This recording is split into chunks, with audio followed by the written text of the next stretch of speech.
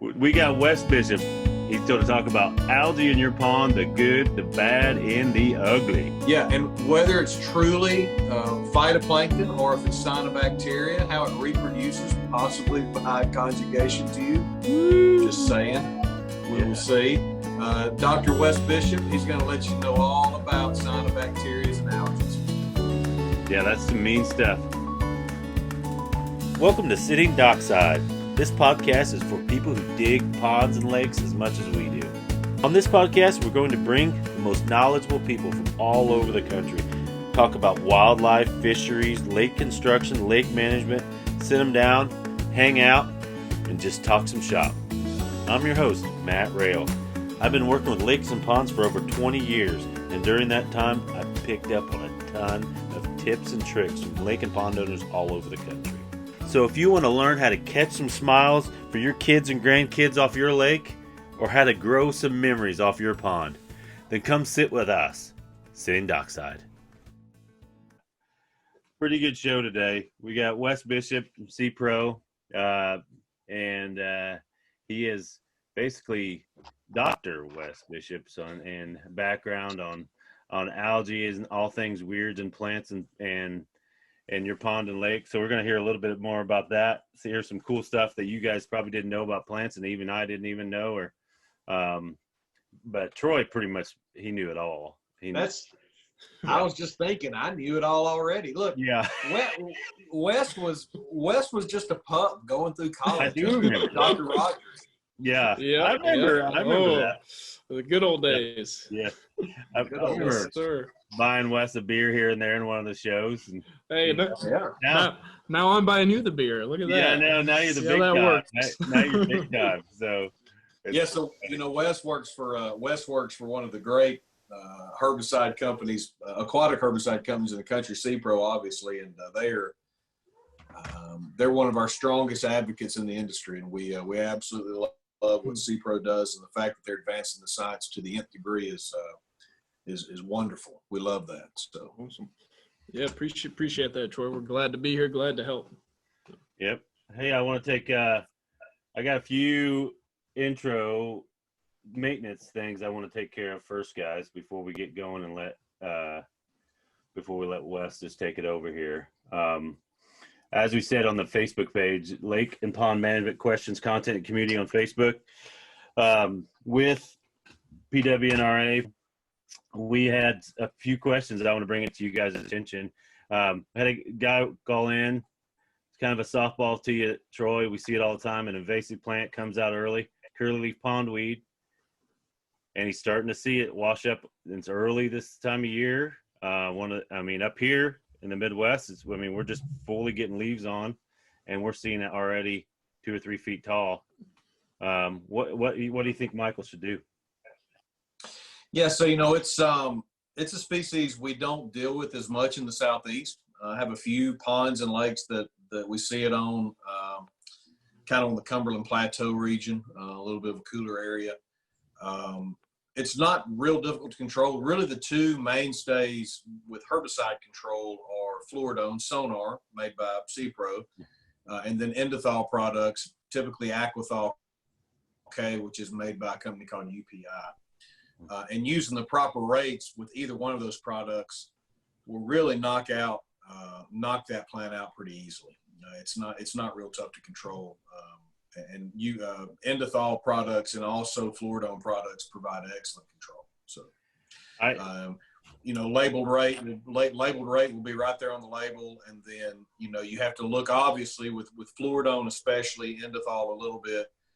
You've got to look at water exchange rates. If it's a spring-fed scenario, a creek-fed scenario, obviously local laws are going to come into play, state laws with waters of the state. But anytime you have a lot of a large exchange of water, fluoridone will sometimes not be the best option because of the long amount of contact time. Now, there are some slow-release products that Wes will probably talk about later, that they have some slow-release fluoridone products that can provide extended contact time that you may need. But either one of those products, you can use Dicquat, in the form of reward. It's pretty good, but it's not as good as Indithol and or. Yep. Yeah. Only thing I'll add to that, curlyleaf grows fast, but it's easy to knock back usually.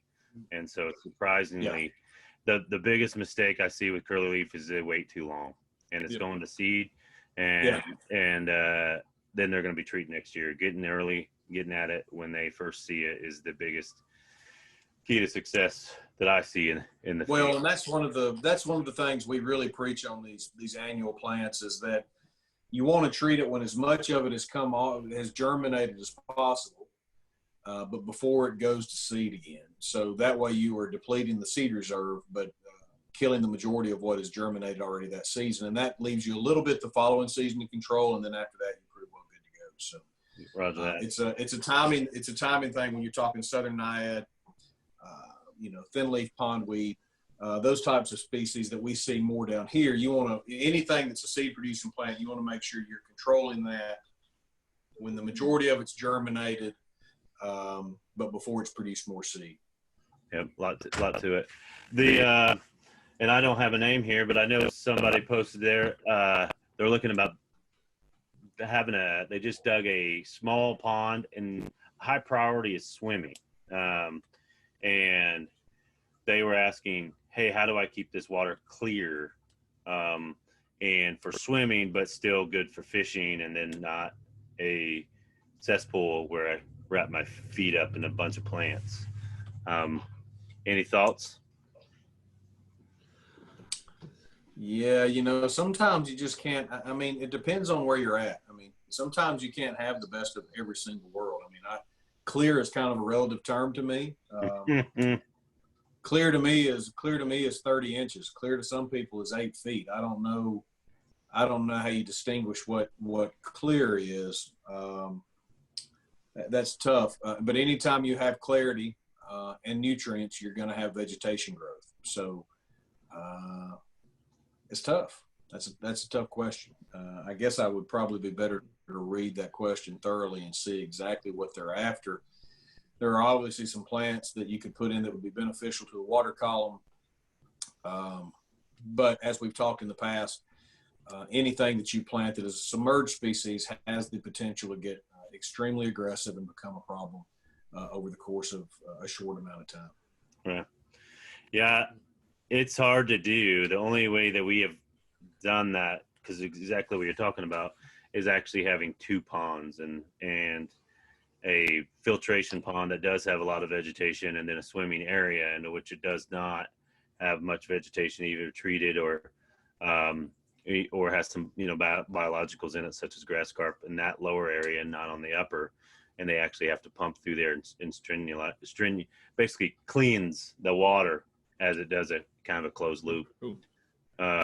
Sure. And that's where we have done a little bit of success. I think we're going to talk about a higher end algae that we use a lot of times on that actually purifies the water. I think Wes is going to be excited. Oh yeah, hear about some good information. Well, speaking of cleaning water, I mean, I think that's a great segue for Dr. Wes Bishop. I mean, yes, right. So Dr. Wes, we need clean water. Yeah. Hey, that's a lot of people need clean water. That's a good question. Yeah, no, the vegetation can certainly stabilize sediment, take up some of those nutrients, and help and certainly those macro algae that may be good for that system. But appreciate you guys having me on today. Sent Dockside, that's awesome. You have some great questions. I think it's an awesome podcast, so honored to be part of it today. But want to start by focusing in on the algae. Matt, did you have any big picture questions before we got started? No, I see it. You have an image up here, and you have some algae on the back of a turtle, and then you have a polar bear, and there's algae growing on the back. That's pretty cool, isn't it? Yeah, my kid. Yeah. My little boy Abraham is actually into white bears right now. And, awesome. But there's a certain type of algae that lives just on polar bears, right? It's yeah. Yeah, that's crazy. Yeah, there's algae about everywhere is the neat thing. It grows almost anywhere you can think of, and those are some pretty cool examples I put in there. Those are actually algae growing attached to things. We call those paraphytic algae, and when they're growing attached to an animal, it's specifically called epizoic. So yeah, there's algae like chlorella and Cynodesmus that can grow right in that. There's algae like Basicladia that can grow right on that turtle shell. That's really adapted to growing on different animals, and actually helps the algae move around too. So it's pretty neat. It doesn't hurt the animal. It's just sort of a mutualism there. But there's also algae that grow in lichen, for example, too, on the trees. Yeah. So, but yeah, and so people understand epizoic would mean epi would be the epi meaning up on. Yep. Zoic meaning growing on. Zoic animals. Yep. And there's there's a lot of different sort of paraphytic groups like that, growing on rocks or growing on sand or growing on attached to trees and so forth. So a lot of different groupings. So some neat algae that can be growing attached to things. There are some I'm going to hit on some other weird ones here, get them out of the way. The parasitic algae are pretty fascinating too. There's only a few types, but there's some algae that grow as actual parasites on plants, for example. It's called leaf spot or algae spot, can grow in all these blackberries or tea plants and cause something called algal rust. So it's actually parasitic on plants. And there's a couple algae that are parasitic on mostly dogs, but it could be found in cattle and humans as well. Prototheca is the genus there, but it can get in the intestines of animals. It's actually a green algae that doesn't have any chlorophyll in it. It can grow in intestines. It can actually cause some pretty serious diseases called protothecosis. So pretty interesting. There's some weird parasitic algae. How do you get that algae in your gut? You got to drink the water? Yeah, most of the time by drinking the water. That's how a lot of dogs get it, drinking in ponds. Now, it's not real common, so don't freak out about that. We got other things at the end to be scared of when it comes to the toxic algae, but it is something to be aware of that can get in the gut. So yeah, those are weird. Hey, get them dogs out of the house. They got algae on them. Yep. So yeah, those are sort of some unique types, but getting into the more common ones for ponds and lakes, what most people listening will probably be dealing with. There's some main groupings that we put them in. The first is this planktonic. So if you see the screen up here on the top, this planktonic is more, through the water column. That water looks greenish or reddish or brownish. It's algae just growing in the water column, sort of bouncing around in the water column. Now, some of those planktonic forms can pop up and form this scum on the surface. So we sort of lump this planktonic and scum forming a little bit together, and we'll get into some of the issues with some of those scum formers in a bit. But that sort of planktonic discolored water is one facet of algae. And like we were talking about earlier, some of those types are actually real good for the food chain. So this green planktonic algae is what the daphnia eat and the zooplankton and the rotifers eat and move up and grow those big bass. So lots of times you want to grow those. So if your water's super clear, you may have a little bit more difficult time trying to grow those key zooplankton and trying to grow the big fish. Now, that being said, there are some bad types of plankton too, and we'll get to those, but there's a lot of good types. So that goes back to that juxtaposition, Troy, of, crystal clear water and, well, we want some big bass too. You got to find that happy medium. So. Okay. So planktonic, green water, single cells, they can be good and bad. And then and then epizoic, which is up on animals, right? Up on animals. Up on. Yeah, up on them. Yeah. And then paraphytic is basically, it has to have something attached to it. And I'm kind of laying that groundwork because as we get in here, people really have to understand that the algae are really diverse species. I mean, right? Oh yeah. As we won't have time to cover all the tens of thousands of species here today. We won't get into that detail, but very diverse group of organisms. They span many different kingdoms of classification. Even there's some that are blue-green algae or cyanobacteria, so they're actually a type of bacteria. There's some that are in the same group as plants. We'll talk about Chara and some of the macroalgae here shortly. There's some that are protists that swim around and have eyes. very, very diverse kingdoms of classification. In general, algae just means no true roots, stems, or leaves. Now, most of them are photosynthetic. I mean, some have different pigments and different colors, but there's some heterotrophic algae too that eat bacteria and eat other algae. So it's, again, extremely broad group, but in general, different than a lot of the plants and macrophytes, just based on they don't have the true root, stems, or leaves. Yeah. Troy, well, you know, and one of the things too, Wes, I would like to talk about as we get closer to your cyanobacteria discussion is the difference in phytoplankton and cyanobacteria, and the thought process that green water is good water, which was kind of the adage that a lot of fisheries folks had for many, many, many years. And we know now that through fertilization and those types of things, we're really rolling things to a cyanobacteria heavy environment. Right. Yes. So yeah, we've had some talks on this and definitely delving into a lot more research with you guys and across the country on this. And, you know, like you said, that mindset of, hey, that green water, that's good. It's growing that phytoplankton and that's what we want. And it's moving up the food chain. And, you know, some of the times it was working and other times the bass were just really hurting. And we took a closer look, and that's where we sort of delineated, okay, what specific type of algae were we growing there? What that green, was it good green or bad green? So not all green is equal. Some of those algae are, you know, nice, salad, healthy, good stuff. Others are just, you know, nasty and can't even be ate or digested by. I have one of my, actually the minnow ponds at one of my ponds that we have, it isn't green at all. It actually turns red. And so there's actually some algae that aren't green at all. They got a red color to them, right? Yeah, and there could be some very good algae that have that red pigment. If you look up astaxanthin, they actually try to grow that red pigment. They use it in pharmaceuticals and makeup, and they sell it to the salmon and shrimp industry. But it's actually a very healthy pigment. It's produced by some types of green algae in particular. But yeah, there's a lot of different carotenoid pigments, different colors that algae can be, and some are very beneficial to the aquatic system.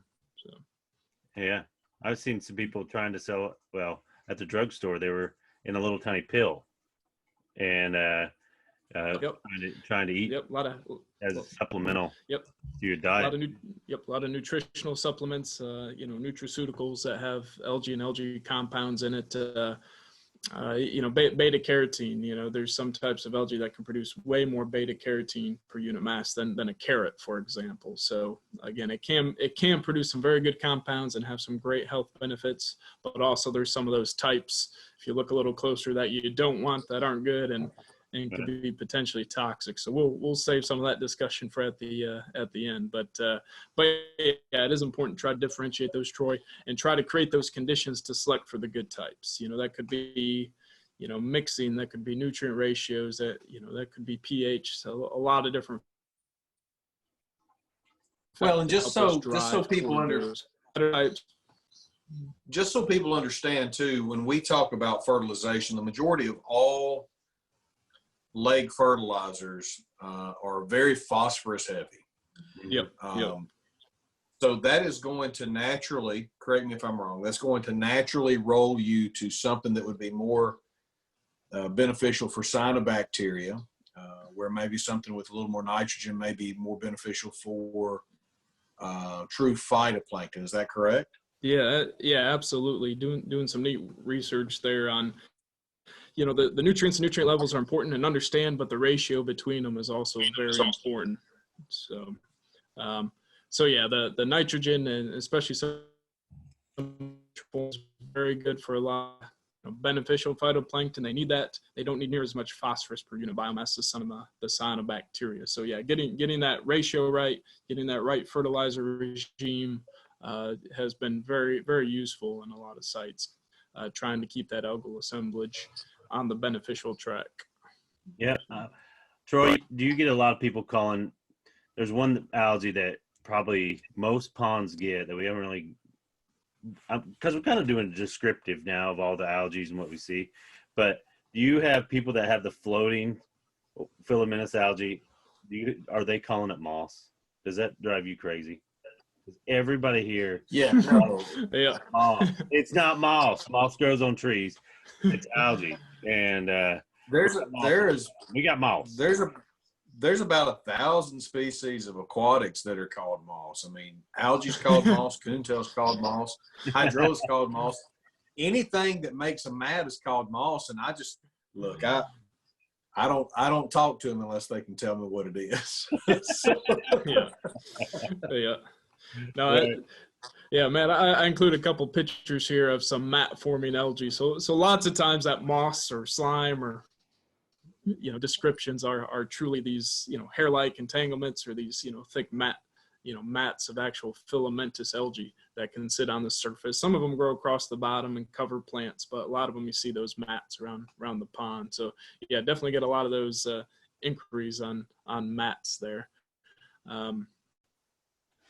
Yeah. What we see primarily this time of year, Wes, is we see primarily Spirogyra this time of year, and then we typically roll as the weather gets warmer, we roll to Pithophora. Is really the majority of what we see in Tennessee and Alabama, North Georgia. We do see Lingbia, obviously, which is a cyanobacteria you'll talk about, but we'll get to that. Yeah. And to jump, just to tell a little bit of background on each one of those. Spirogyra is that everybody knows it comes as the earliest algae that pops up. Usually it's neon green and bright and green, floats very, very fast. It's usually easy to knock back, but it is what everybody sees in the early part of the year.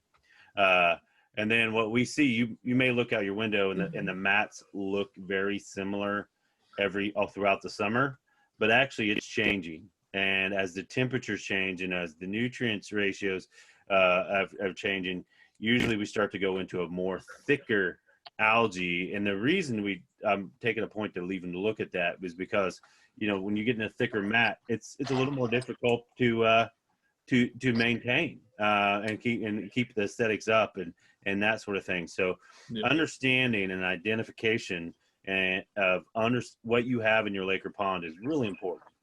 Taking that 3 steps and holding it in your hand or reaching out to the pest professional is the first step of being able to get to success, either promoting a good algae or getting one or getting rid of something that's not appealing or you don't. Well, and that's one of the things I love about C-Pro. I mean, C-Pro has some products that really help. So they have a copper-based product that's called C-Clear. That's a great algicide, but it also has a phosphorus-reducing agent in it that helps to reduce the phosphorus, which is kind of the driving source of a lot of those algal issues. They have Phoslock, which is a phosphorus locking agent to help reduce phosphorus. So C-Pro's done a lot in the world of algae to help us manage these algae outbreaks alongside their macrophyte stuff that they've done, the herbicides they've created for macrophytes.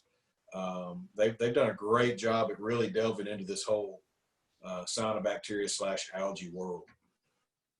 Right. Awesome. Yeah, appreciate that, Troy. But yeah, definitely many types of algae pond or lake, and like you said, Matt, they change throughout the year. They can be very, and it's important to understand what you got, matching that right solution. So C-Clear works very good on those early season ones, the Spirogyras, those bright greens that you see, and trying to offset some of those planktonic cyanobacteria certainly is good. But you get to those later season Pithophora, Lingbia, mats, and you probably have to go with something a little tougher like Captain XTR with some surfactant in there to get control. So it's always good to sort of keep track and always adaptive in the management out there. Right. All right. What else do you have for us, Wes? Well, the last one is sort of segue into the next slide there. The last group of algae, big picture. These are commonly confused with macrophytes and true plants, but they're still algae. Now they look like they're growing up from the bottom. They look like a lot of different types of plants, but they're macroalgae. And I got one slide on that here. I'll jump to. And the most common one, there's a few other types. The most common one is called Cara or muskgrass. It sort of has a smelly, musty smell. Some people call it garlic or skunk. Like later, yeah, there you go. Oh yeah, like Troy when he's been working on the farm. Yeah, after fixing fence to tell 3 in the morning. That's a foul right there. Y'all shouldn't do that. We I don't know it's true. I smell like roses and dandelions every day. Mm-hmm. Yeah, muskrat. Sure. I like that. I like that name for you, buddy. It's pretty pungent. Now, early season, looks real small, close to the ground, pretty easy to control. Late season, get real calcified, get real hard and bristly and real smelly. But this is a macroalgae, so again, no true root stems or leaves. It does have these little root-like structures called rhizoids, not true roots, but they can absorb nutrients that anchor it in the sediment, so it sort of grows up from the bottom. It's not a true plant, so keep that in mind. Some herbicides like sonar, don't control this because it's an algae, so don't make that mistake. But it's pretty Yeah, sorry, Wes, I cut you off there. You're good. Yeah, this is one of the biggest hiccups we see a lot of times, and again, I'll say it again: identification. First step of any way of getting to success, because a lot of people will just spin the fool out of herbicides, and this is an algae. It won't. A herbicide will not touch this particular plant. Well, the dicot would, but but long story short is that understanding what you're dealing with is really important. But this particular plant does a really good job of actually competing out other algae, right? Oh yeah. This has a lot of benefits of just submerged vegetation in general, stabilizing the sediments, taking up nutrients from the water columns so other plants can't use them. But it can also produce a lot of different allelopathic compounds. So compounds that go into the water and actually can kill some of those algae. So what'd you say? Allelopathic? Water nice and clear. Yeah, allelopathic. So basically means it has compounds that kill other plants or algae. In this case, mostly the phytoplankton impact of those compounds. Matt, don't forget he's a doctor. Yeah. We can spell it. He uses bigger words than I do. Yeah. Do you use allelopathic formulas, Troy? I think we can. I don't know. Maybe, possibly. If I'm using CPRO products and they're allelopathic, then yes, I'm using allelopathic products. All right. Oh, quiet, muskrat.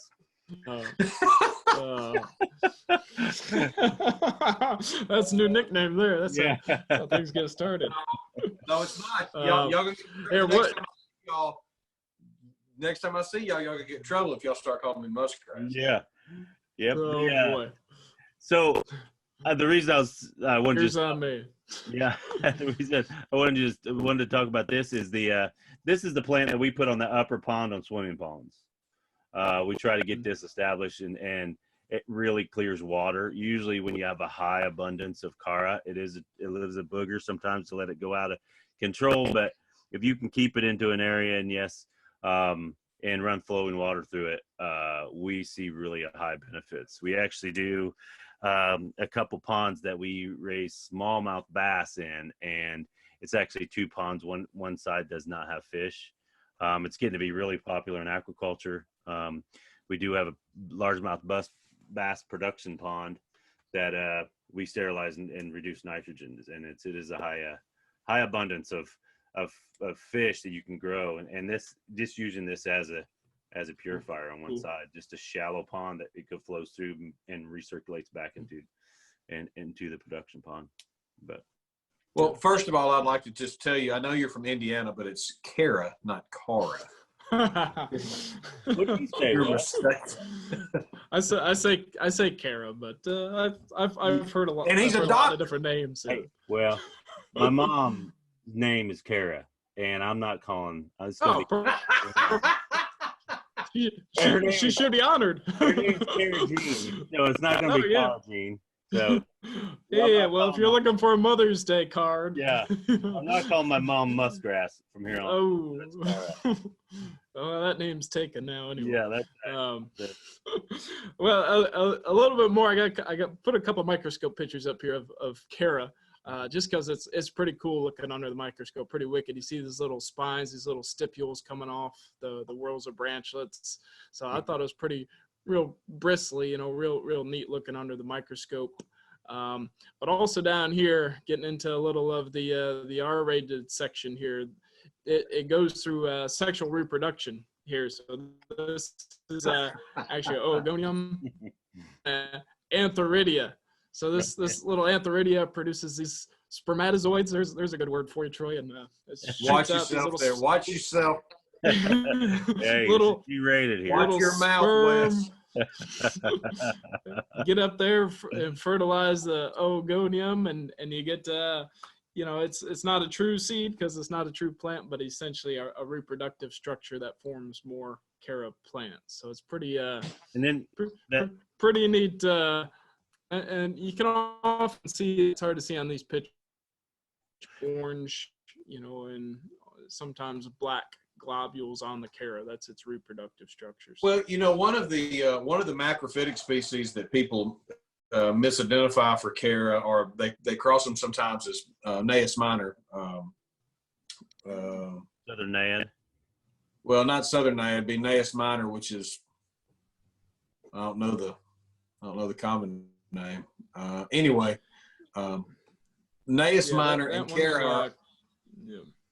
Gnaeus minor and Cara oftentimes misidentified. And so one of my go-tos, and this slide probably is kind of goes to one of my identification methods. When you squeeze Cara in your hand, obviously it has that pungent odor, but when you squeeze it, it almost pops. Like the little bubble wrapper stuff you can pop. You'll feel it popping in your hands, and I'm assuming that some of these structures are probably what give rise to that. Yeah. It'll also turn white. Have you ever noticed that? If you dry it out. So again, it doesn't have that like true stem. Yeah. It doesn't have the same vessel elements, that true stem, as some of those plants. Coontail is another one. Ceratophyllum coontail is another one that's commonly confused with Cara too. So there's a few plants. The seeds of Cara, for you guys that really want to learn how to say it, do they spread? I mean, do they pop out and then or they just drop like a tree? I mean, are they floating, or I always wondered how they can move around. They stay attached to that vegetation, so when that vegetation drops back, it'll drop with it. But if for next year, by fresh too, but it can be carried around by animals and just agitate. Okay, all right. So they get around. They get around pretty good. All right. So Cara looks like a plant, but it's not. But algae. And it's not a true plant. Macroalgae. Yep. Yeah. So Wes, one of the things that we want to get into. No, go ahead. What were you about to say? I said I got one more on this line. I got one more slide here on some cool stuff to show you, but you want me to do that first, Troy? Absolutely. Let me jump to the Spirogyra first, and then we'll delve into your question there. Just because we've already talked about it a bit, doesn't mind cooler weather, cooler conditions. Lots of times you can feel it. Rigid filaments forms these bright green tufts. It can get pretty dense at times. There's a few different species, but had to throw this in for the other R-rated section. Spirogyra also can go through sexual reproduction here. So these are two filaments that lined up. They throw across a little papilla that meet up, form a conjugation tube. They throw their they throw their genetic material back and forth, and then they come out with a fertilized zygote. So that again essentially starts a whole new filament. So they were actually. I had to throw that in Spirogyra. Wow. So the Spirogyra will actually can sexually reproduce, huh? So that's via conjugation tube. Ooh, geez. Conjugation tube, and there's ultimately the zygospore there. Yep. Once it gets fertilized. Fun stuff. I mean, never knew that, did you, Troy? What are we in the 6th grade? I mean. I was trying to keep it not too crazy. All right. Like we said earlier, for the listeners, is a really early season plant. First ones that come up, usually neon green, usually the one that's really slimy in your hands. Yep. You squeeze it and it just turns to ooze between your fingers. It doesn't. Some later seasonalities you squeeze and it like release and be like a cotton ball in your hand. In your pond, there is a lot of action going on early spring when the birds and the bees are coming out. So lots of action with conjugation tubes. A lot of zygotes going on out there. So, so what do we got next, man? Well, Troy, what did you want to cover? I just think it would be very beneficial for people listening, because there's a lot of people that are going to listen and say, all right, we've got cyanobacteria issues. Everybody's talking about HABs, cyanotoxins. How do we know the difference between, how does just a layperson look at a pond and go, all right, I'm dealing with phytoplankton or I'm dealing with cyanobacteria? And what are the positives or negatives that go along with both of those? No, that's a huge topic, huge concern. I mean, worldwide, literally every type of freshwater body, from ponds to the largest lakes. I mean, Lake Okeechobee's been shut down to the toxic cyanobacteria. Certainly small ponds, a lot of dogs dying in the news last year. So that's a huge topic, certainly one we want to spend a good chunk of time talking about today. I'll jump to the next slide. I think it's important to note with the cyanobacteria, so this is just with those, potentially toxic, cyanobacteria, this group, there is a huge amount of differences and diversification on what those look like. So we need to sort of, see that first to know what we're looking for. Some cyanobacteria can form those mats, like lingbe we were talking about, big, thick, black mats. And I'll show you a picture of that. Right. Some can form those scums on the surface, big scums, and I'll show you some pictures of those. Those can be pretty diagnostic. I mean, you can look at some field sites, and again, we'll see some pictures and say, oh wow, that's a mat forming or scum forming cyanobacteria. Now the problem is these guys are tricky. That there's some types, some of the types I'm seeing spread, like Cylindrospermopsis or Raphidiopsis now. It doesn't form a scum. It doesn't form a mat. I mean, it's just through that water column, just a slight discoloration through the water column, and it's spreading all over the country. Most people don't know it's there, just because, it's not as visual as the other ones, but it can cause some serious issues as well. Other things, Cylindrospermopsis, can fix atmospheric nitrogen, so it's hard to make that limiting for it. It can scavenge phosphorus. So most of the other guys, we talked about that phosphorus and N to P ratio. It breaks down a little bit with some of these types. Also, Cylindrospermopsis likes being mixed up. So sometimes you're like, hey, turbulent mixing, we can select away from cyanobacteria.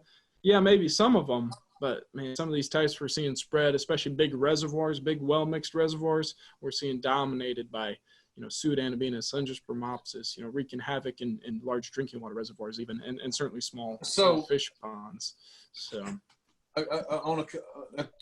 Just a couple of things on that, Wes. So when somebody walks down to their lake and the water's green, is it a good rule of thumb to say that if you can just see green water, it's one thing, but if you see actual individual floating,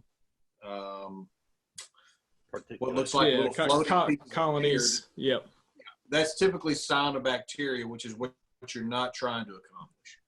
Correct. So most of the beneficial algae, the green planktonic algae, the diatom, some of those good types, most of those are either one or a few cells, and they're bounced around in the water column. If you start seeing those, they're mostly microscopic. So the water could still have a tinge of green and be in great shape.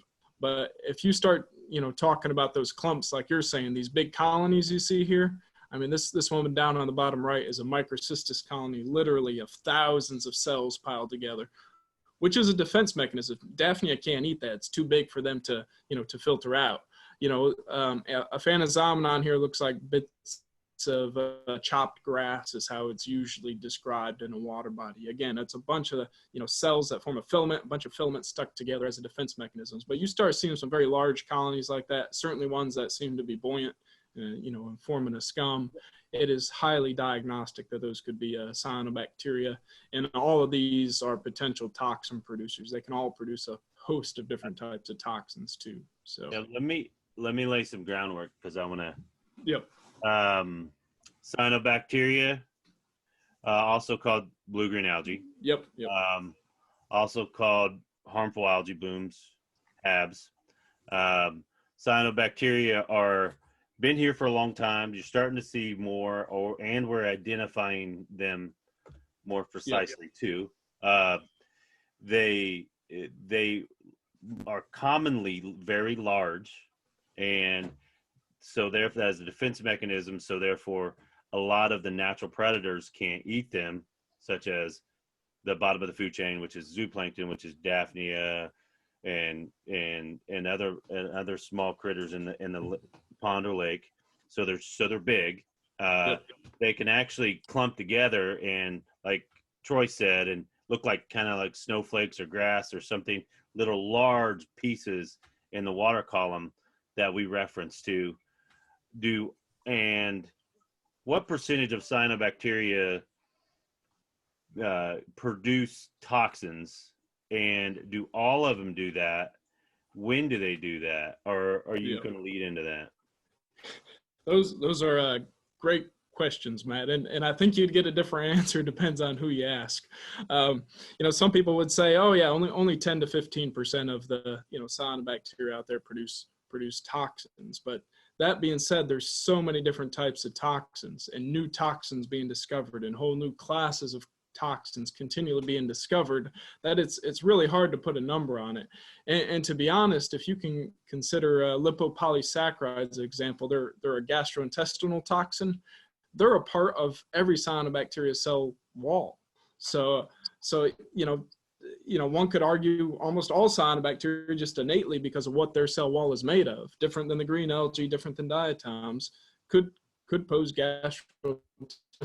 So they also will, so they also have a floating mechanism in them also, right? That allows them a little more, I guess, superior, what am I saying here? They have a higher advantage over green algae because where they can be buoyant and act and increasing their cell colonies, right? And yeah, very. One more thing, and then I'll turn it over, is that lay some groundwork, is that nitrogen fixer means that they don't care so much about nitrogen in the water column. They can grab, like a soybean for the farmers out there, they can grab the atmosphere, the air that we breathe is really dominated with nitrogen. So they can grab it from the air column and bring it into themselves, not dictating what's in the water, like what we want and promote and with green algae. So Matt, you touched on a lot of it. These guys do not play fair whatsoever when it comes to out competing other types of algae and plants.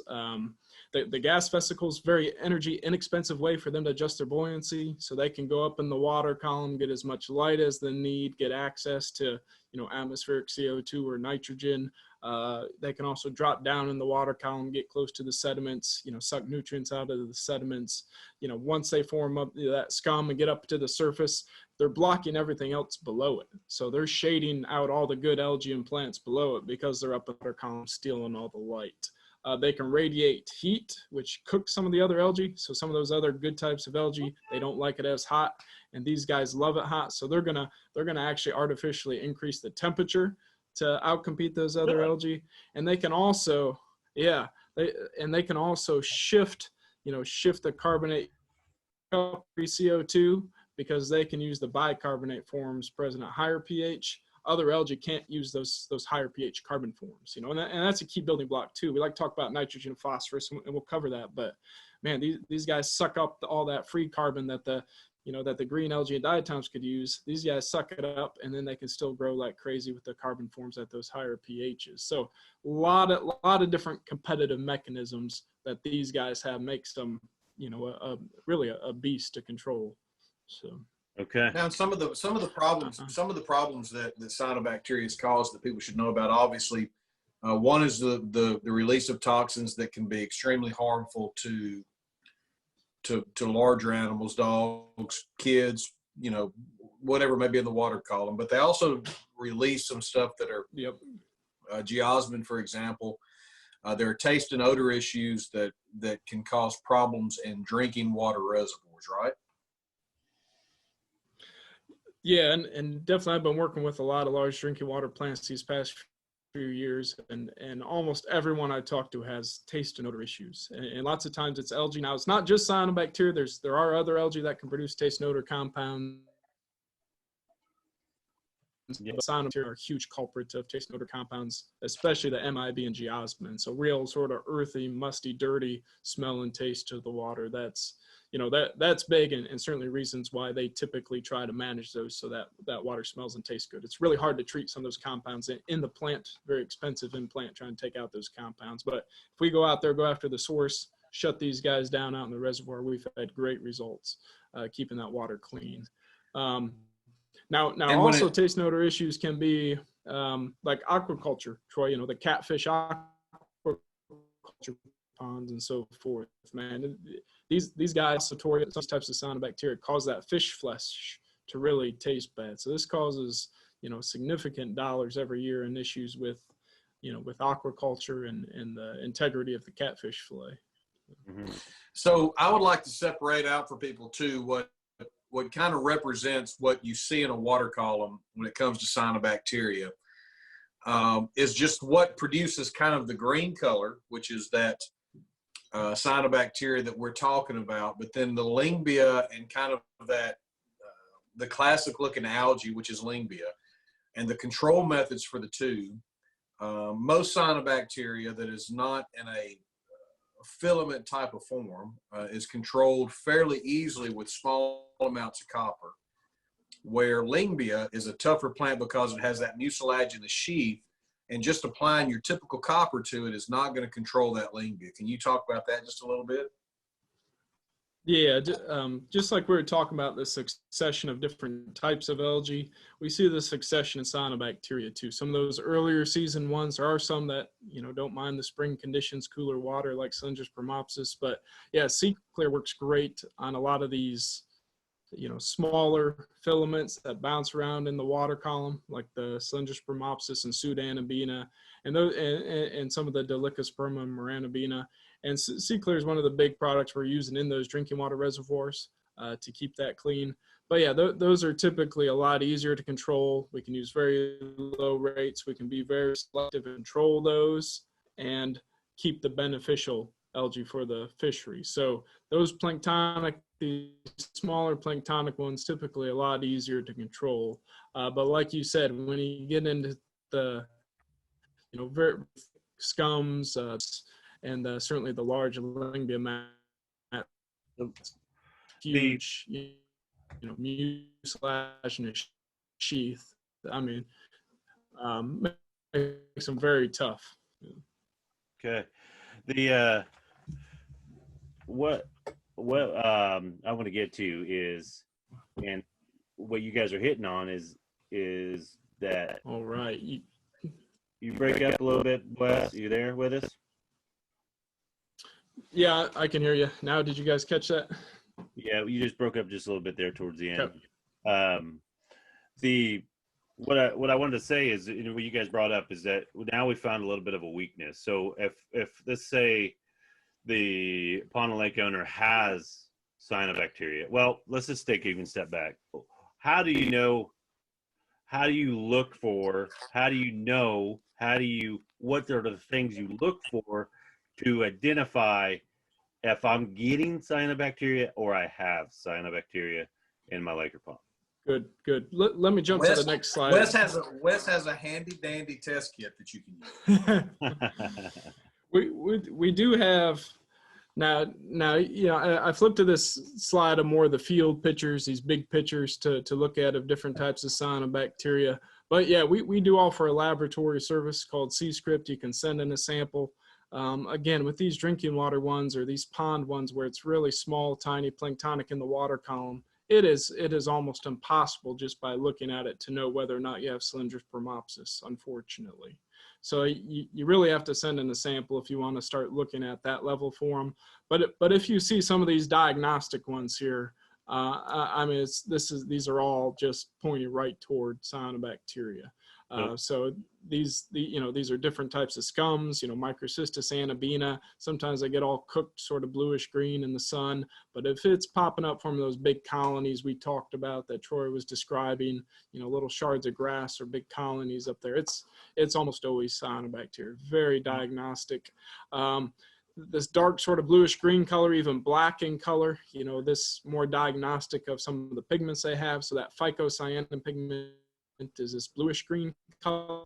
So that they can look a lot of different colors, but if they sort of look bluish green or even darker, almost black Limbia is, again, more diagnostic of this group of algae. So these are definitely some of the big picture ones you want to keep an eye out for. This one up here is actually nostoc.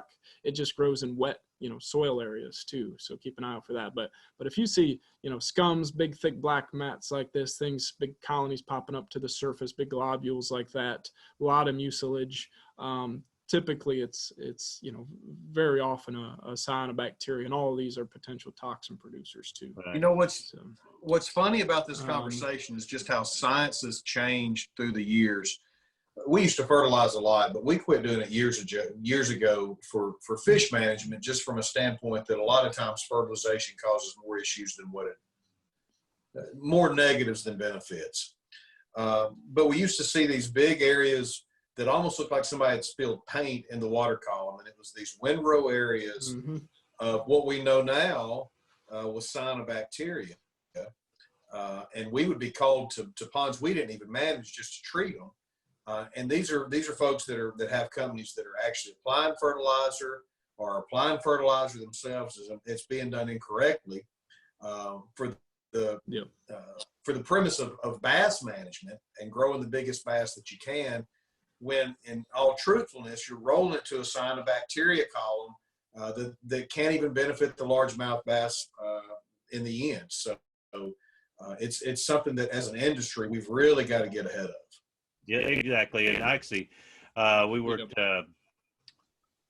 we've seen, and I probably shouldn't go into it too much, but the largemouth bass, we've identified now some liver toxicities and fatalities to largemouth bass from cyanobacteria. So that was the when you got big fish that you've worked on for a while and you're adding nutrients and the nutrients is ending up killing them, you're exactly right, Troy. I mean, this is we need to take another look at a lot of these nutrients.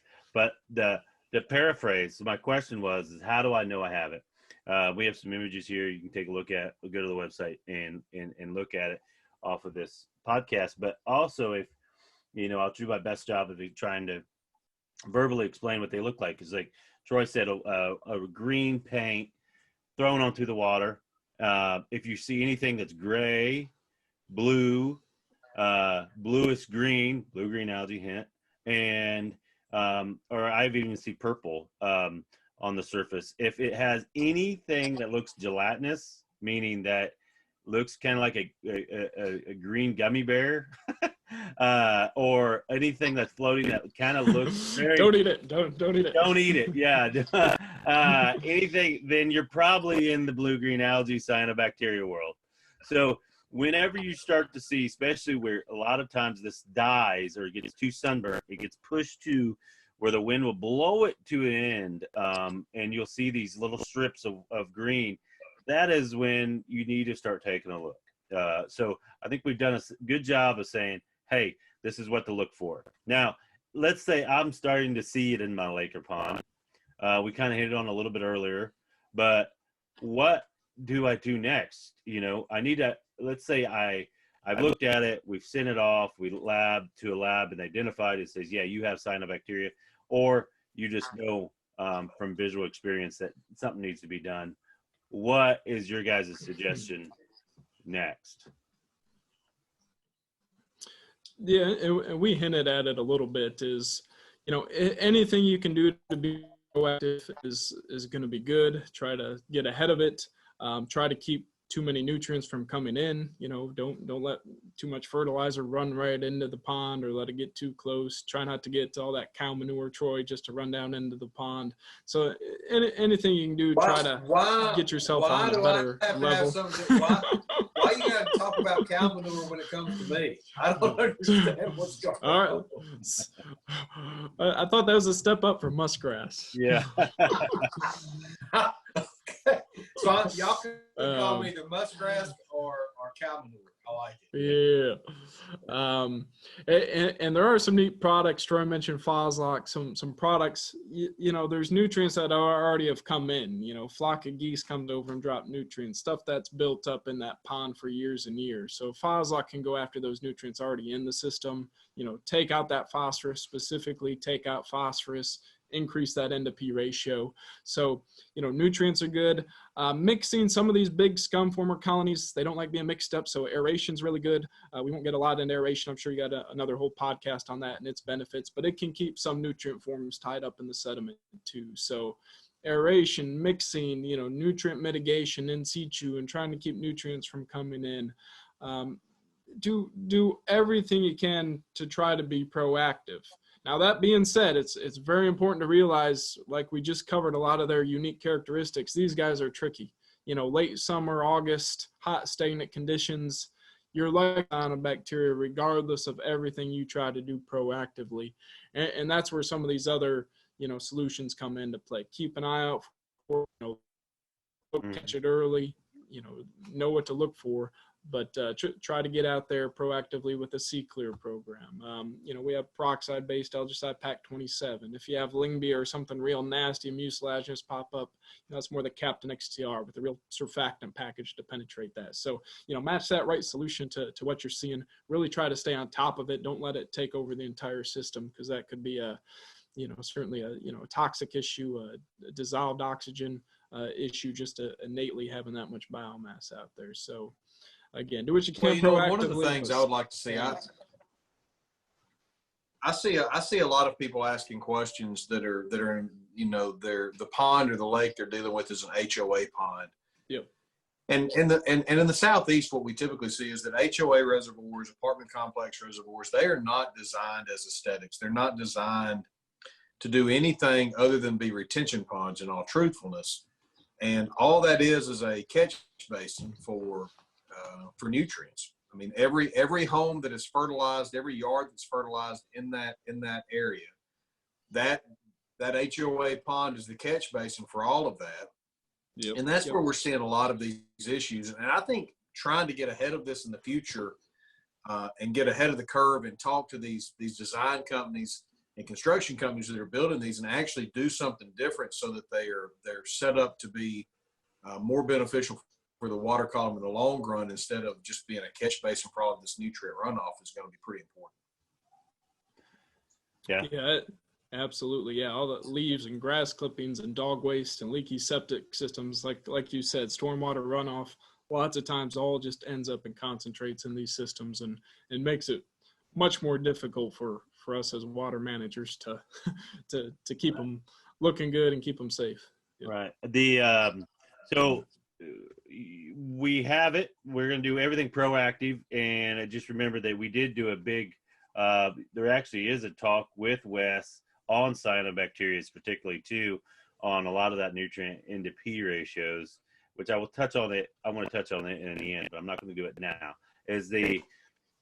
So proactive is the best. So knowing that you're thinking you're getting it and working towards nutrient binding, it is really important. And once you're getting it, there's several products in your and usually, and I think Troy just chugged his iced tea, but the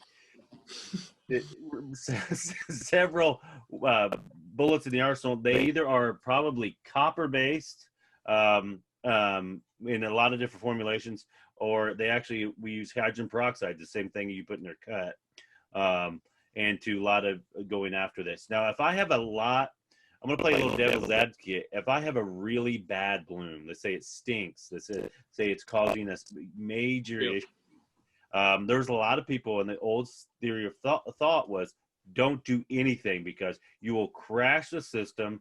It'll go through its system. Or if you stress out the algae by treating it, it's going to produce a tremendous amount of toxins that you're going to have to deal with.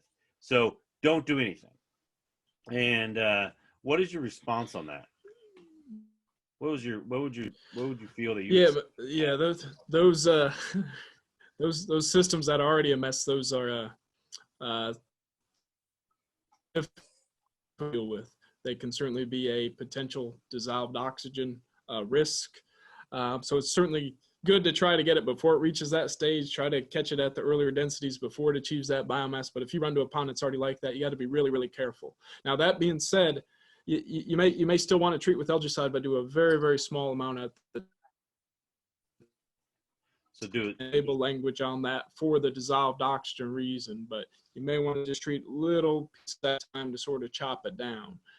Certainly if you were to treat the whole thing or large chunks, it's a fish kill waiting to happen, because all that dead biomass went up. Essentially, the bacteria degradation sucking out the oxygen. So you're absolutely right. Not doing anything is okay, but realize too, these algae respire. They're going to continue to grow, and lots of times they'll crash naturally anyway. So if you don't do anything and they keep getting bigger and bigger and crash on their own, man, it would have been better trying to manage and stepwise chop it down in your favor through time. Does that sort of make sense? Yes, it does. You answered basically you said just taking niblets off of it, just reducing the cell count over time, but be making sure you understand that it's extremely fragile. Don't add too much. Yep. Check the dissolved oxygen. Be careful. Just be smart. Typically, I say hire a professional in those scenarios. They know what they're doing. Okay. Most of the time we do. We don't always do. yeah. That'll be those are tricky. A lot of times, we have to just keep nibbling on it, and a lot of times we'll go after the nutrients again. So, and we'll just try to starve it out of over time. N to P ratios, we've said that a few times. N to P ratios, and then I was about to tell you need to explain what the N to P ratio is. Yes, is nitrogen phosphorus cycle is the ratio between the two, and we've been looking at this for now 5 or 6 years, because a lot of times what comes in the algae that grows in your lake or pond, or the vegetation that grows, depends on the water quality. If it's hard, and the amount of nitrogen, but not only the abundance of nitrogen and phosphorus, but the ratio, the relationship between the two will dictate what grows and how productive your lake or pond is. So, we try to keep a very higher nitrogen ratio, because green algae need nitrogen to produce themselves. As soon as you make nitrogen limited, which most fresh water is phosphorus limited, but as soon as you add so much phosphorus that you make it nitrogen limited, it's a cyanobacteria recipe waiting to happen. And that's why phosphorus fertilizers that Troy was talking about is promoting what is actually hurting the fish a lot of times instead of moving forward. But add a little bit more to that. Don't let me just. Yeah, no, that's good. And bounce back. I know you mentioned the nitrogen fixation piece too, so that comes into play. If that nitrogen is low, is real limiting, and there's a lot of phosphorus there, you have this low N to P ratio, and that selects for those cyanobacteria. If you have a lot of free nitrogen, which the green algae like, the good types like, and you can keep that phosphorus at a low or moderate level, you can keep that assemblage. But that nitrogen tends to, drift down or get used up, or you got a heavy phosphorus that comes in, and really those low ratios select for the cyanobacteria. And in those conditions, some cyanobacteria can fix atmospheric nitrogen. So, almost 80% of the atmosphere is nitrogen, very strong double bond between those nitrogen atoms, but these guys have a neat ability to actually break that bond and be able to use it in amino acids and use it in their building blocks. So no other algae can really do that. So, very, very strong, very, can be energy expensive. Actually costs them a lot of phosphorus to be able to break that. But to have access to this nitrogen gives them a huge advantage in those lower nitrogen or environments. And the other algae just can't do that. So, so neat advantage there when it comes to these cyanobacteria and their ability to use those nutrients. So, all in all, we can get rid of cyanobacteria. There's not once you have them, then it's not the end of the world, and you got to fill in your lake or pond. You can readjust what the root cause is, promoting a lot of more beneficial algae and etc. If you need to do that. So it's, even though cyanobacteria, which I'll say again, I'll say the first time is they're mean. From epidermal issues to liver toxicity to actually inhaling them is causing some problems. Like Troy was saying, is so they are mean mumbo jumbos. But when and you're going to deal with some of that in each one of your lakes, but it's not the end of the world when we finalize and get to the end of it. We do have tools in our toolbox, right, Troy? Yeah.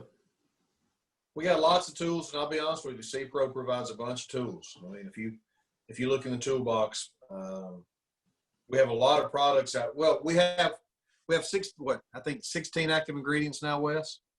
A lot of those are herbicides. Yeah.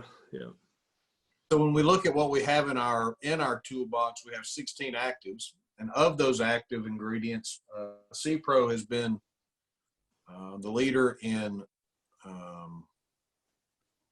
I don't know, 40, 50, 60% maybe. Yeah, at least. Definitely. Just in my time, we've every couple of years we're coming out with a new active, which is great. Certainly a testament to our investment in research and development. So we're happy to support. Yeah, and that people need to understand. I mean, you can't attack any vegetation issue with a small toolbox. I mean, you've got to have multiple tools, whether it's terrestrial applications or if it's aquatics. And currently in aquatics, we have about 16.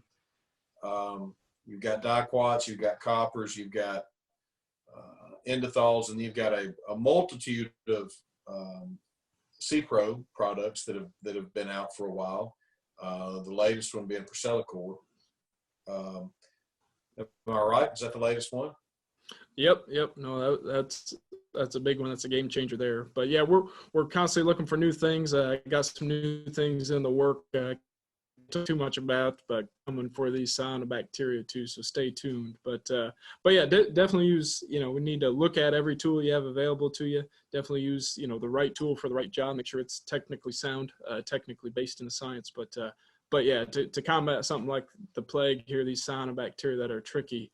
We got to use everything. Proactive, reactive. Chemical, physical, biological, everything we can. I'm supportive of it. We're trying to develop as many as we can. Realize other companies have good solutions too. But yeah, these guys we have to stay vigilant, stay after them for sure. Matt started mentioning those toxins, and we could spend all day talking about the toxins, the liver toxins, the neurotoxins. BMAA has been recently described and found in a lot of cyanobacteria, and it's just scary what they can do. Links to neurodegenerative diseases, Parkinson's and Alzheimer's, and random things like osteoporosis that you wouldn't think about, and liver cancer, and endocrine disruption in your fish, changing their sex. So it's just scary and crazy. The more we learn about these cyanobacteria and the compounds they produce and what they can do in humans and wildlife, it's just, it's real scary. And the EPA has created guideline values in both drinking water and recreational water. And certainly they have a lower level for children. So children are more susceptible to these toxins. So guys, keep this in mind. These guys are scary. The toxins, those natural compounds are producing highly toxic. And, to keep an eye on them, do what we can to shut off the source, produce them. That's the only way we're not exposed. Well, obviously your knowledge base is just a wealth for us. It's awesome to be able to talk with you and kind of hash these things out and understand better and let our listeners know what they're looking at, what they're looking for, how to be proactive in the beginning of building a pond or a lake so that they don't run into these issues. And we certainly appreciate your time on that. Yeah. No, this is awesome, guys. I'm excited. I'm honored to be here. Honored to have have the ability to talk with you guys today. Talk to you about algae and these cyanobacteria. So I appreciate your guys' time for sure. So. Yeah. Well, I learned a few things. Kind of conclude is we have to be able to identify. We have to be on the lookout. We have to be cognitive of watershed and nutrients. And once we get it, we have to be able to understand how to treat it. That these are something that we're going to have to deal with. It's not the end of the world, but I think we have to be aware, and our listeners are going to be able to do that. Yeah, and what I would tell people is just be proactive, have the ability to identify, have the ability to mitigate if possible, and then have the ability to treat. And those are the things that are really crucial in going forward with cyanobacteria and harmful algal bloom control. So, yep, I agree. Very good. So, did you guys know that out of the first 30 days of the podcast that we're in the top 20% of most podcasts in the first 30 days? All right. Yeah. I did not know that. Good work. So I appreciate the listeners listening and working. Hopefully we'll keep the content going. Next week we're going to be doing, Wes, we're going to be bringing in a guy that's written more papers on turtles than anybody in the history of the world. Awesome. Yeah, he's a herpetologist. Very cool. We're going to talk about some ponds. I love turtles and snakes and reptiles. reptiles. Don't have fishing. And so we're just going to listen a little bit. He's got 22 ponds on his place. I take my girls, and now we'll take my little boy to his place once a year. Fun. And salamanders and snakes. And fun. For all afternoons in the fall. That's awesome. So yeah, that's the lead on into that. The closings. Go to the website if you want to see a lot of these slides. I appreciate that. That's pwnra.org. And any closings before we go, guys? Y'all stay COVID safe while you can. And Wes, when you're able to break COVID, whatever you got there, come see us in Gunnersville, buddy. Sounds good. I'll be right there. And whenever I can get out of here, I'm excited. So, no, thanks again, guys. It was awesome. So, you bet. Yeah, well, Lisa, what Stephen Barton said is that your one thing about COVID is that your lake and ponds will never have to be closed. So, get out there and experience. That's right. And that's right. Thanks, guys. Well, thank you. All right, see y'all soon. This podcast, Sitting Dockside, is brought to you by Private Water Natural Resource Association, a nonprofit built just to educate private pond and lake owners on water quality and fisheries and all of that good stuff. There's videos, there's places to read, and there's a community built right into that website. So if you want to learn more, jump to pwnra.org and click, and by all means, make sure that this continues in the future. Podcast, education, video, become a member. If nothing else, there's tons of platforms. YouTube, Facebook. Just hit like, send a comment. We appreciate everything you can do here at PWNRA.